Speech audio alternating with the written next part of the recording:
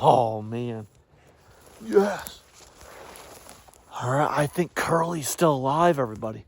This buck rub right here on this clump of sap, this clump of trees, lets me know what I believe to be Curly leaving sign behind.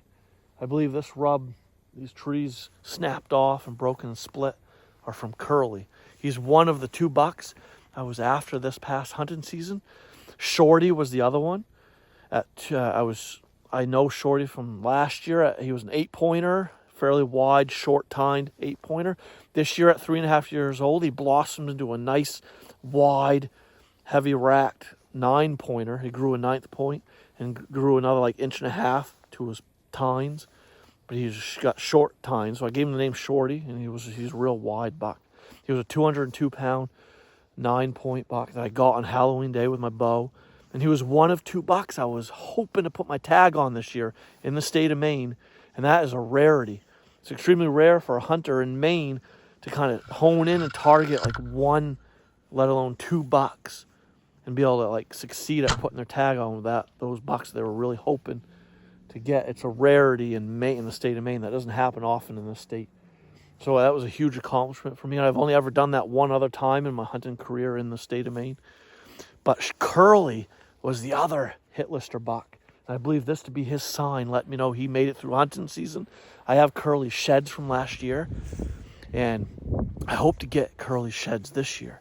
I believe this to be his core area around me, because I've gotten trail cam pictures of Curly on multiple trail cameras around me. One back here, one over here, one over there. And just often he was crossing paths in front of any one of these trail cameras at times of the day that he would let me know he was coming up out of his bedding area, 3:30, 4, 5 p.m. I'd get a picture of him. In the mornings, I'd get 7:30 a.m., 8 a.m. pictures of him heading into his bedding area in this core area. The core area is just where a buck spends 50% of his time throughout the year in his overall home range. The home ranges of bucks could be 2, 3, 4, 5 square miles in some cases. But the core area is going to be a smaller, little niche area within the home range that they spend 50% of their time in the whole year. So a hunter would do that, can hone in on the core area of the target bucks that they're after and kind of really determine where that core area is. You might not know exactly where they bed day in and day out, where they lay down and rest, but you might be lucky to find a few of their bedding locations to know where to put some stands and blinds and kind of plan your hunting approach to try to kill that target buck. And I believe this to be Curly's core area around me right here. And I have found one of his bedding areas.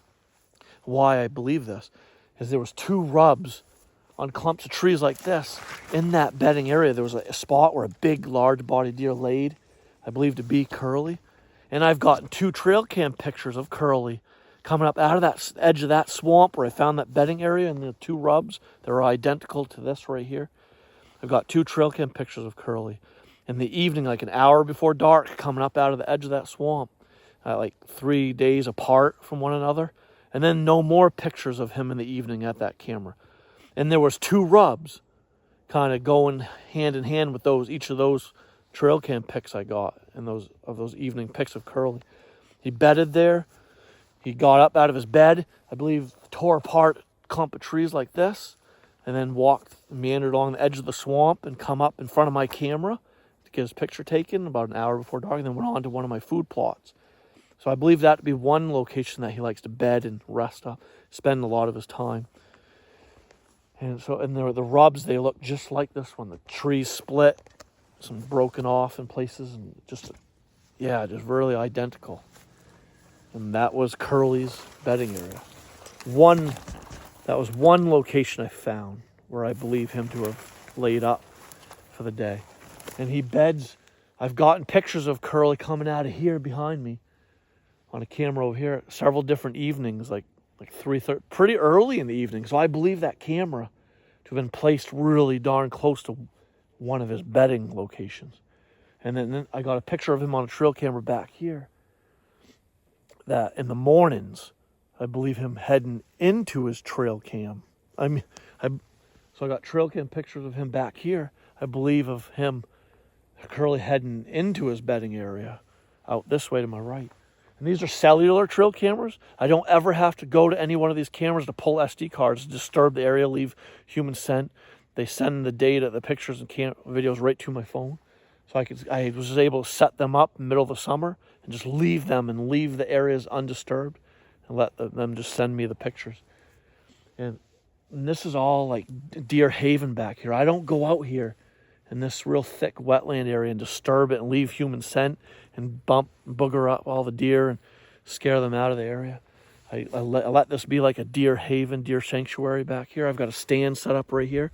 I can walk right up through here, undisturbed, undetected, leaving minimal human scent behind, and get into the stand and watch these crisscross and runs deer trails coming out of the bedding areas, heading out into the feeding location. So yeah, so I got deer bedding, good thick deer travel cover where they can the bucks can travel through here behind me, feeling safe and undetected. Heading out to some food plots I got over here and other places. They feed out here. There's all feeding area right out in front of me. We got the narrows right here with some clovers and grasses and other herbaceous vegetation and a bunch of woody browse, a lot of woody browse vegetation, stuff that they love to eat. There's a lot of different things that I've been noticing the deer browse on right out here in this clearing. And they got bedding, security cover back here. I mean, I do want to, now that hunting season's over, I do want to scout out here a little bit this winter. Looking for shed antlers and looking for more rubs, looking for the old scrapes, find where bucks have been scraping, where they've been rubbing. Find those trails that the bucks that I was after this year were using. Now I was able to put my tag on one of the two Maine target bucks. So I gave this buck the name Shorty awesome. because last year he was a little shorter. His points were barely 2 inches long.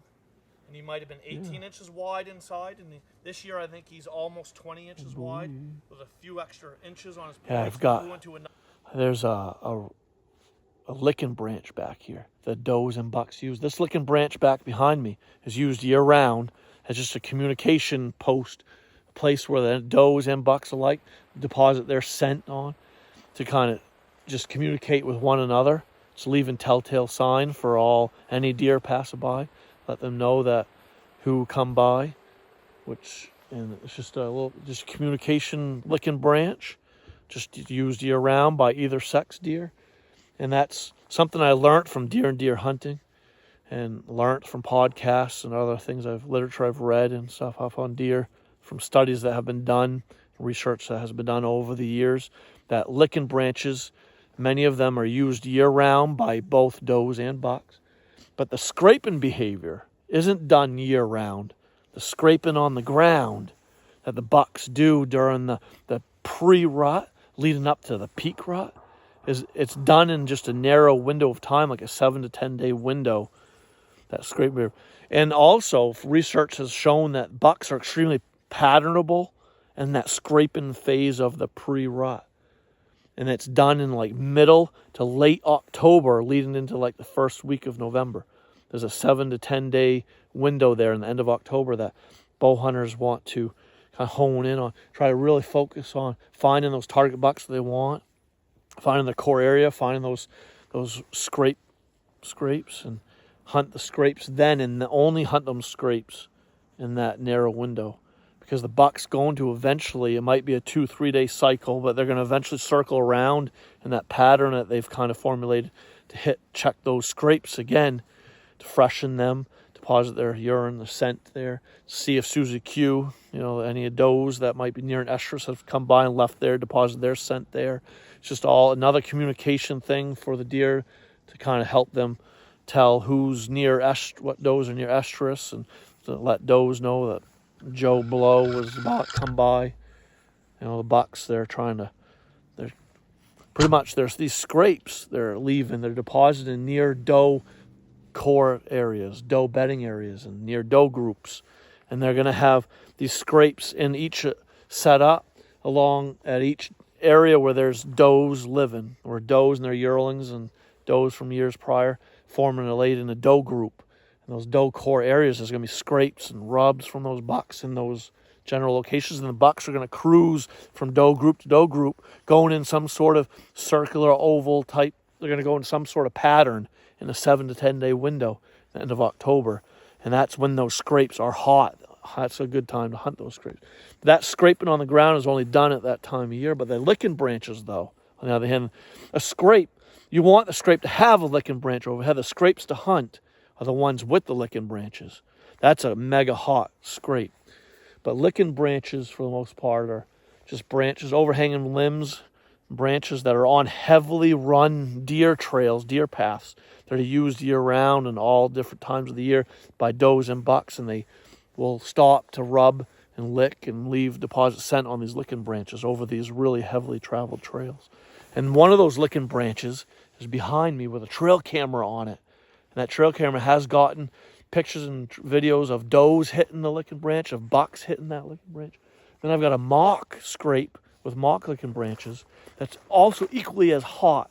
I've got a trail camera on that.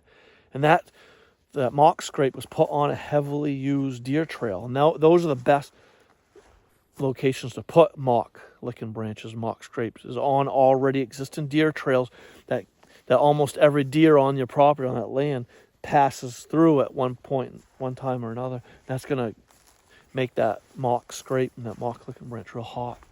You're going to get a lot of good trail cam pictures that way. And I am from my mock scrape. So yeah. So we got Curly's core area here. I believe his rub back here. Let me know that he made it through this hunting season. I'm going to be going after Curly next year. I can't wait. I kind of have an idea, some ideas and plans of how I may be able to kill Curly with my bow. I've already got a few different possible stand locations picked out. If I just, pick and choose my days carefully, I'll hunt the coolest, coldest days, and when the barometric pressure is rising or falling, to kind of urges the deer to get up and feed early and be moving around more. Pick those days carefully to hunt those mega stands, those prime stand locations. Then I might be able to seal the deal on Curly next year. I hope so. Stay tuned, everybody.